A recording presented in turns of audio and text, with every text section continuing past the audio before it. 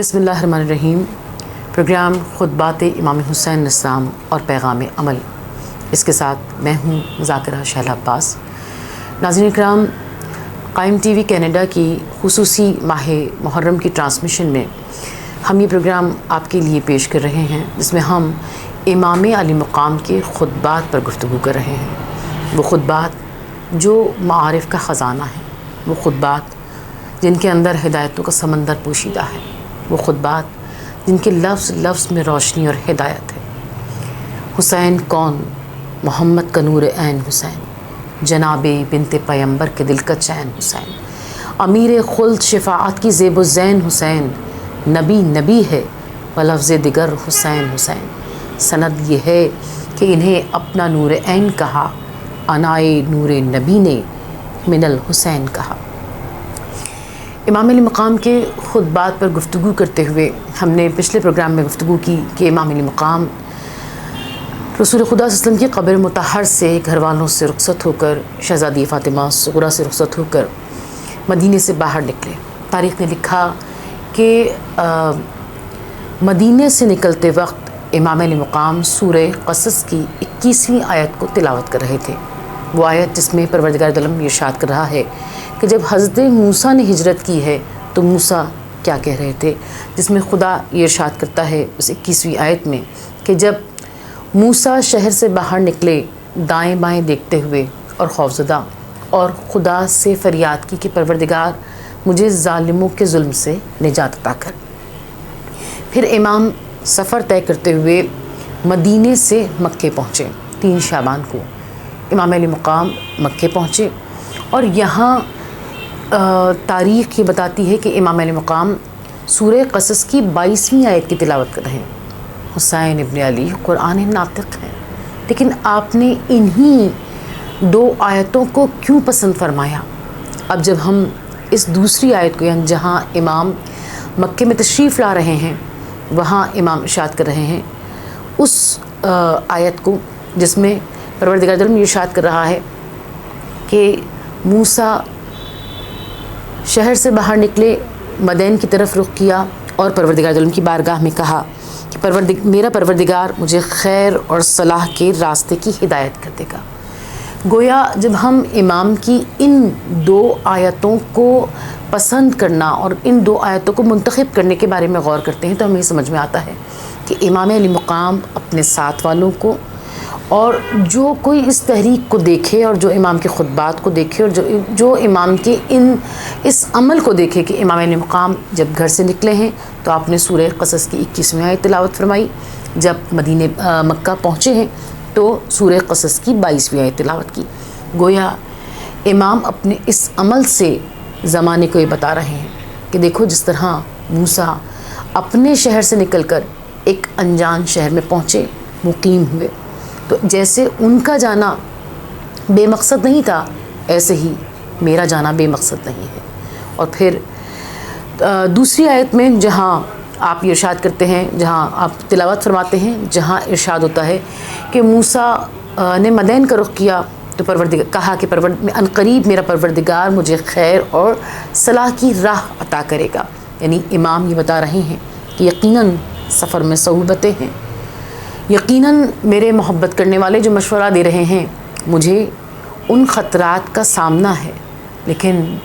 یہ خدا جانتا ہے اور حجت خدا جانتا ہے کہ خدا کتنی خیر سید الشہداء آقا امام حسین اسلام کو عطا کرنے والا ہے۔ جب امام علی مقام مدینے سے چلے تھے تو ایک اور عجیب قابل غور بات یہ ہوئی کہ آپ نے اپنا وصیت نامہ تحریر فرمایا اور وہ اپنے بھائی محمد حنفیہ کو دیا۔ وہ وصیت نامہ، وہ تحریر، وہ امام کا مکتوب جو آج بھی موجود ہے، اور اتنی حیرت کی بات ہے کہ جہاں سامنے کوئی موجود ہوتا ہے وہاں اس سے کلام کیا جاتا ہے، اس کو خط تو نہیں لکھا جاتا، مگر امام علی مقام گویا کہ ایک خط دے کر حضرت محمد حنفیہ کو جا رہے ہیں، جس میں آپ نے اپنے مقصد کو بیان کیا۔ حضرت محمد حنفیہ کو آپ نے ایک وصیت نامہ تحریر فرمایا اور وہ سر بمہر وصیت نامہ محمد حنفیہ کے حوالے کیا، جس میں لکھا تھا کہ میرا مدینے سے نکلنا نہ خود پسندی کی غرض سے ہے نہ سیر و تفریح کی غرض سے اور نہ ہی میں ظلم و ستم کے لیے جا رہا ہوں، میں امت جد کی اصلاح کے لیے جا رہا ہوں۔ امام علی مقام ہر موقع پر اپنے موقف کو، اپنے قیام کے سبب کو واضح کرتے ہوئے چلے جا رہے ہیں، اور صرف اپنے زمانے والوں پر نہیں، قیامت تک آنے والے ہر انسان پر روز روشن کی طرح روشن کرتے چلے جا رہے ہیں کہ حسین گھر سے کیوں نکلے ہیں، مخدرات عصمت و طہارت کو لے کر، اپنی ساری بضاعت کو لے کر، اپنے بھائیوں اور اپنے کم سن بچوں کو لے کر کیوں عازم سفر عراق ہو رہے ہیں۔ پھر ہم امام کی اس سفر میں امام علی مقام کے اس حکمت کو دیکھتے ہیں کہ آپ سے بیعت طلبی کی گئی، آپ مدینے سے فوراً نکلے ہیں، یعنی آپ سے بیعت طلبی کی گئی تو آپ نے فقط 2 راتیں وہاں مدینے میں گزاری ہیں، اس کے بعد آپ مکے میں مقیم ہوئے ہیں، اور مکے میں آپ 3 شعبان کو پہنچے ہیں، اور یہاں آپ 4 مہینے 5 دن آپ مقیم رہے، اور 8 ذی الحجہ کو آپ نے اپنے حج کو عمرے سے تبدیل کیا ہے۔ امام علی مقام نے مکے کو کیوں منتخب فرمایا؟ جب ہم امام کی اس حکمت کی طرف نگاہ ڈالتے ہیں تو ہمیں نظر آتا ہے کہ مکے کی جو اہمیت ہے وہ صرف تاریخی لحاظ سے نہیں ہے، اقتصادی لحاظ سے، معاشی لحاظ سے، معاشرتی لحاظ سے اور کمیونیکیشن کے لحاظ سے اس وقت مکہ سب سے زیادہ اہم شہر ہے، کیونکہ جو کوئی سال بھر میں عمرے کے لیے آ رہا ہے، جب اسے معلوم ہوتا ہے کہ فرزند رسول یہاں مقیم ہیں، مدینے کے بجائے یہاں مقیم ہیں، تو وہ عمرے کو بجا لانے کے بعد فرزند رسول سے ملنے کے لیے آپ کے خیمے پہ آ جاتا ہے، آپ کے پاس آتا ہے اور آپ اس سے گفتگو فرماتے ہیں۔ اور یہاں ہمیں تاریخ یہ بتاتی ہے کہ امام ہر آنے والے، یعنی پوری امت مسلمہ، ہر جگہ سے لوگ عمرے کے لیے آ رہے ہیں، اور جو کوئی امام سے ملنے کے لیے آتا ہے امام اسے اپنے موقف سے آگاہ کرتے ہیں۔ آپ اسے بتاتے ہیں کہ دیکھو یزید خدا کے بتائے ہوئے حلال کو حرام قرار دے رہا ہے، خدا کے بتائے ہوئے حرام کو حلال قرار دے رہا ہے، اور حسین ابن علی اس بات کو برداشت نہیں کر سکتا، کیونکہ حسین ابن علی وہ ہے کہ جس کے لیے اللہ کے رسول نے ارشاد فرمایا حسین منی وانا من الحسین، حسین مجھ سے ہے اور میں حسین سے ہوں۔ لہٰذا آپ جو کرنے والے ہیں اس کے بارے میں جو کچھ آپ سے بیعت طلبی کی گئی ہے، جو اس کے جواب میں کہا ہے، جو آپ اپنی تحریک کا آغاز کر رہے ہیں، تو اس سب کے بارے میں آپ ہر آنے والے سے گفتگو فرما رہے ہیں۔ یہیں سے امام علی مقام نے بصرے کی طرف ایک خط روانہ کیا ہے، اور جب ہم امام علی مقام کے لشکر کو دیکھتے ہیں تو نظر آتا ہے کہ بنی ہاشم کے جوانوں کے ساتھ ساتھ جن لوگوں نے کثرت کے ساتھ امام علی مقام کا ساتھ دیا ہے اس میں کوفے والے ہیں، اور کوفے والوں کے علاوہ اگر کوئی ہے تو بصرے کے 9 لوگ ہیں، یعنی بصرے والے جہاں ابن زیاد گورنر ہے، جو لوگ اس کے ظلم ستم کو سہ رہے ہیں وہ تکلیف میں ہیں، اور امام کو خط لکھتے ہیں کہ مولا آپ ہدایت کے شہر ہیں، آقا آپ منارہ نور ہیں، مولا آپ ہماری ہدایت کے لیے ہمیں اس کے ظلم و ستم سے چھڑانے کے لیے تشریف لے آئیے۔ اور امام اہل بصرہ کو خط بھیجتے ہیں،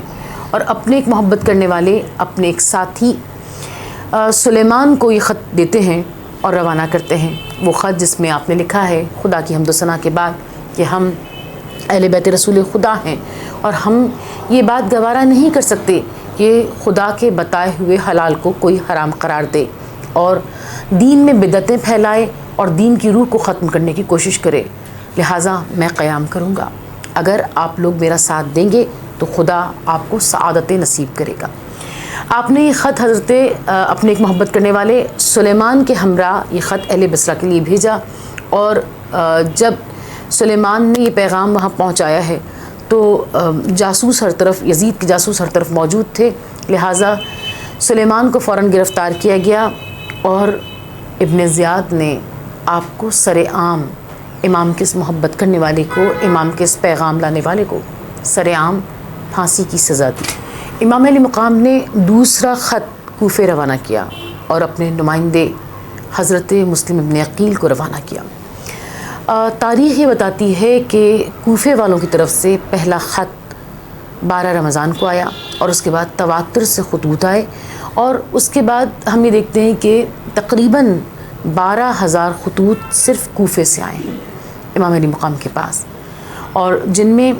بعض خط 4 5 لوگوں کی طرف سے لکھے گئے ہیں، جن کا مجموعی مفہوم یہ تھا کہ مولا ہم سے اب یزید کے ظلم و ستم برداشت نہیں ہوتے، مولا ہم نے یزید کے نمائندے نعمان ابن بشیر جو والی کوفہ ہے، جو گورنر ہے، ہم نے اس کے پیچھے نماز تک پڑھنا ترک کر دی ہے۔ آقا آپ منارہ نور ہیں، منبع ہدایت ہے، جانشین رسول ہیں، مولا آپ حجت خدا ہیں، وقت کے امام ہیں، آقا ہماری رہبری کے لیے کوفے تشریف لے آئیے۔ جب ہم امام علی مقام کے پاس آنے والے ان خطوط کو دیکھتے ہیں تو ہمیں نظر آتا ہے کہ ایک غلط تصور یہ ہے کہ امام علی مقام کوفے والوں کے بلاوے پر کوفے گئے تھے، حالانکہ امام علی مقام تو 28 رجب کو اپنا سفر عراق آغاز کر چکے ہیں، لہٰذا یہاں اس بات کی تصحیح ہوتی ہے۔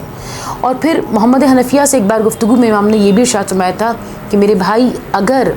یہ لوگ مجھ سے بیعت طلبی نہ بھی کرتے تب بھی میں قیام کرتا، اس لیے کہ حسین ابن علی جانشین رسول یہ گوارہ نہیں کر سکتا کہ اس کے نانا کی محنتیں مٹا دی جائیں، حسین ابن علی یہ گوارہ نہیں کر سکتا کہ خدا کے دین پر آ جائے، حسین ابن علی یہ گوارہ نہیں کر سکتا کہ حرمت کعبہ زائل ہو، لہٰذا امام حرمت کعبہ کو بچا رہے ہیں، خدا کے دین کو بچا رہے ہیں، نانا کی محنتوں کو بچا رہے ہیں۔ جب آپ کے پاس 12,000 خطوط کوفے والوں کی طرف سے آئے جن کا مجموعی مفہوم یہ تھا کہ مولا اب ہم سے ظلم و ستم برداشت نہیں ہو رہا، اور آقا پھلوں کے درختوں کے پھل پک چکے ہیں اور چشموں کو ٹھنڈا پانی آپ کا منتظر ہے، مولا ہم جان و دل سے آپ کا ساتھ دینے کے لیے تیار ہیں۔ تو امام نے ان خطوط کے جواب میں ایک خط تحریر فرمایا اور اپنے نمائندے حضرت مسلم ابن عقیل کو روانہ کیا، اور حضرت مسلم ابن عقیل کو جب آپ نے روانہ کیا ہے تو آپ نے ساتھ میں یہ بھی لکھا کہ یہ میرا معتمد علیہ ہے، یعنی وہ جس پر میں بے انتہا اعتماد کرتا ہوں۔ اور پھر یہ آپ نے ارشاد فرمایا اس خط میں کہ تمہارے خطوط مجھے مل چکے ہیں اور تم سب نے تقریباً ایک ہی بات لکھی ہے، اور میں تمہاری نصرت کے لیے آ رہا ہوں، میں تمہاری ہدایت کے لیے آ رہا ہوں، اور میں اپنے بھائی مسلم ابن عقیل کو تمہاری طرف روانہ کر رہا ہوں۔ اگر مسلم مجھے خط لکھیں گے، مسلم مجھے تمہارے بارے میں، تمہارے حالات کے بارے میں آگاہ کریں گے، اگر جو تم نے خطوط میں لکھا ہے اگر وہ تمہاری آراء کو ایسا ہی دیکھیں گے، تمہارے عمل کو ایسا ہی دیکھیں گے تو وہ مجھے خط لکھیں گے اور میں اپنی ساری وضاحت کو لے کر کوفے کی طرف آ جاؤں گا۔ امام علی مقام نے کوفے والوں کے خطوط کے جواب میں اپنا ارادہ ظاہر کیا، حضرت مسلم ابن عقیل کو اپنا خط دے کر کوفے کی طرف روانہ کیا۔ ناظرین اکرام، ہمارے اس پروگرام کا وقت ختم ہو رہا ہے، لہٰذا امام علی مقام کی کہ اور مکتوبات، امام کے اور خطبات پر ہم اگلے پروگرام میں گفتگو کریں گے۔ خدا حافظ۔